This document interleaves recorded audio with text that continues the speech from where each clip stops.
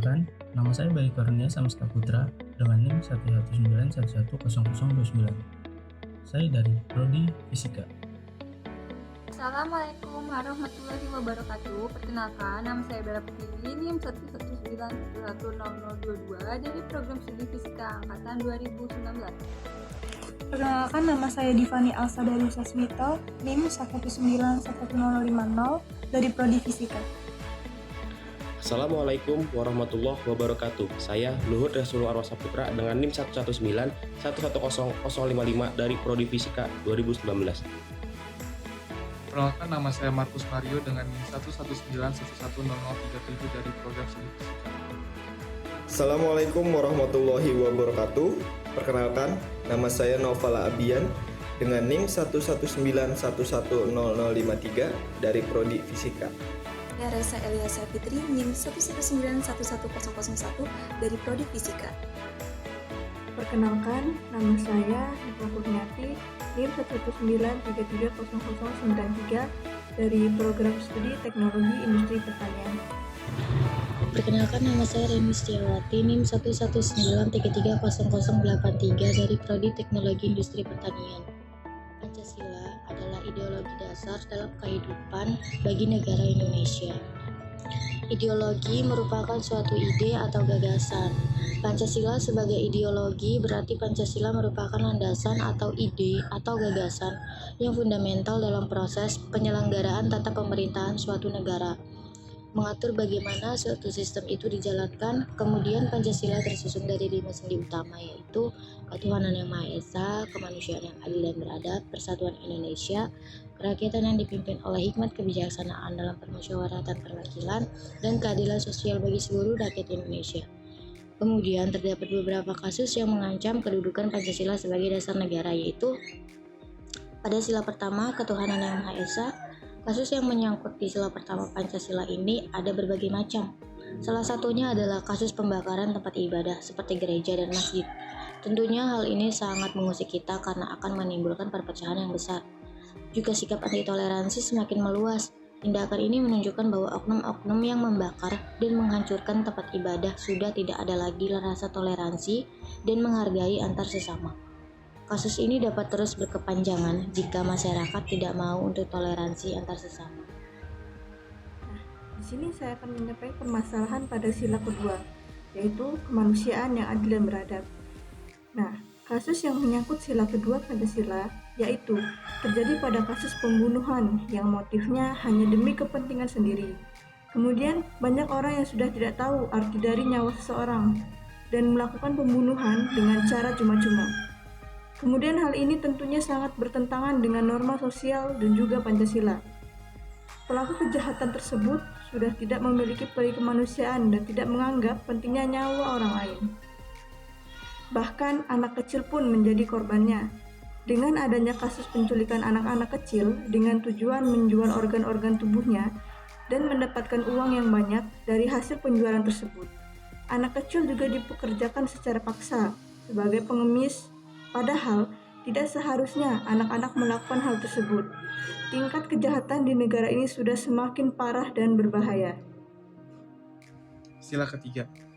Kasus yang menyangkut sila ketiga ini adalah masyarakat yang tidak memperdulikan makna dari sila itu tersebut. Beberapa orang banyak yang ingin memiliki kemerdekaannya mereka sendiri. Bahkan sudah ada beberapa sekelompok orang besar yang ingin memiliki negara dari mereka sendiri. Tentu hal tersebut akan mengurangi rasa persatuan dan kesatuan kita sebagai rakyat bangsa Indonesia. Maka dari itu, kita sebagai rakyat bangsa Indonesia harus menciptakan rasa kondusif, nyaman, serta aman agar tidak terjadi pembelahan wilayah dari kekuasaan NKRI.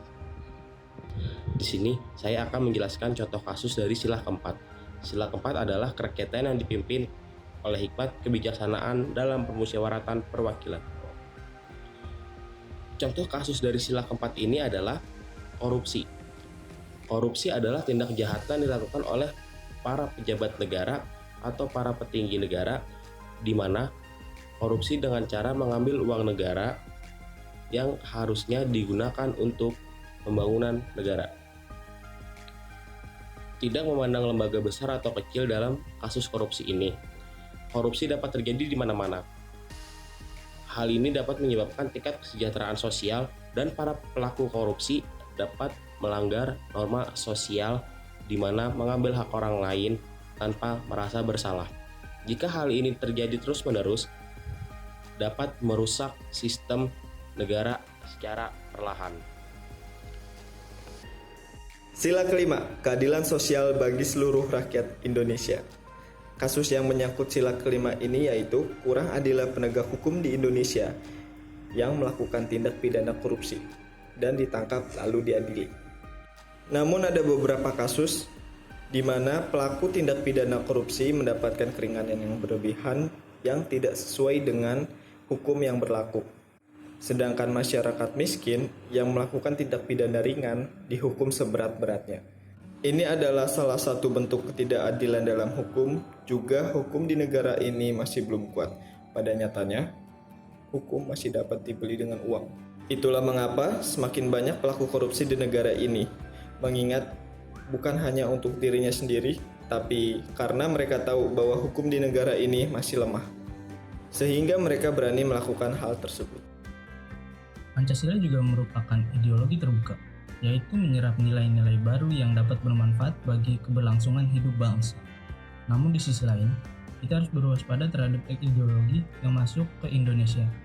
Apabila kita tidak cermat, maka akan cenderung mengikuti arus ideologi tersebut. Sedangkan ideologi asli bangsa Indonesia sendiri, yaitu Pancasila, malah terlupakan. Contoh pengaruh masuknya ideologi dunia ke Indonesia antara lain banyaknya informasi yang dapat diakses oleh banyak orang seperti radikalisme. Akibatnya, memudahkan penurunan identitas Pancasila dan berkurangnya efektivitas serta daya tarik pembelajaran Pancasila. Selanjutnya adalah eksklusif sosial yang menimbulkan dan menguatkan kecenderungan gejala polarisasi dan fragmentasi sosial yang berbasis sara. Selain itu, pengaruh yang terasa adalah hilangnya rasa gotong royong karena globalisasi membuat sebagian masyarakat memiliki sifat individualisme. Adapun solusi alternatif yang dapat diberikan adalah memanfaatkan kemajuan teknologi yang menarik bagi generasi muda dan juga masyarakat. Selanjutnya adalah menumbuhkan kembali nilai-nilai Pancasila melalui pendidikan, terlebih lagi harus ditumbuhkan atau diterapkan pada kurikulum di satuan pendidikan dan perguruan tinggi. Sebagai contohnya adalah mata kuliah PKN ini. Kurikulum ini perlu diterapkan karena generasi selanjutnya harus siap dan bisa membawa kembali nilai Pancasila yang sekarang ini tuh perlahan mulai hilang. Selain itu, menanamkan sifat rasa nasionalisme pada seluruh warga Indonesia dan memperluas pandangan masyarakat akan pentingnya sebuah rasa persatuan dan kesatuan terutama pada kaum remaja atau generasi penerus bangsa. Terlebih pada era globalisasi saat ini di mana informasi sangat mudah untuk didapatkan. Saya akan melanjutkan penjelasan dari Divani. Jika rasa nasionalisme itu telah tumbuh pada setiap masyarakat Indonesia, maka selanjutnya yaitu dengan menerapkan pada aspek kehidupan sehari-hari. Peran pemerintah dalam merealisasikan rasa nasionalisme itu sangat besar. Dengan birokrasi yang baik, maka secara tidak langsung akan menumbuhkan rasa percaya masyarakat pada pemerintah dan membuka pemikiran baru pada kaum-kaum muda. Dengan birokrasi pemerintah yang baik, akan berdampak pada kedamaian dan keberlangsungan hidup masyarakat. Selain itu, meningkatkan kualitas hidup masyarakat, pendidikan yang baik, dan akan menimbulkan hal baik pada aspek lainnya. Namun, permasalahan yang paling mendasar pada kehidupan berbangsa dan bernegara berada pada kepribadian setiap individu.